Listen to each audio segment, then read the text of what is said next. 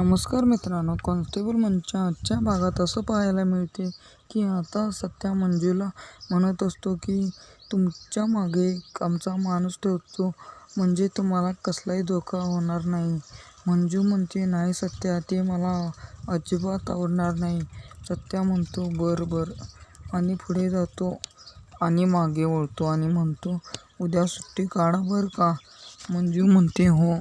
सत्या म्हणतो, उद्या येतोय तुम्हाला कायमचं आपलं करायला. त्यावर मंजू म्हणते, एकी मग, मी त्याचीच तर वाट पाहत आहे. म्हणून हसतात आणि बलमा सत्याला चिडवत असतो. सत्या तिथून जातो आणि मंजू घरी जात असते.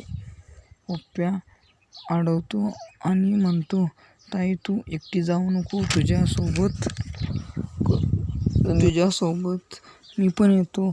मंजू म्हणते, नको, तुझी तू कामे कर, मी जाते एकटी. आणि पुष्के आणि रुपाली येतात. पुष्के रिक्षा चालवत असतो आणि मंजूला पाहून थांबवतात.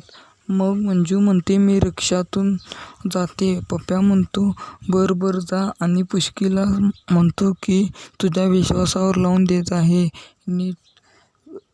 नीट ताईला घरापाशी सोड.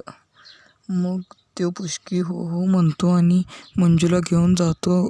मंजूच्या घरापाशी जातो. तेवढ्यात तेथे दिवसभर तो फुटाणेवाला म्हणजेच मम्मीसाहेबांचा भाऊ असतो.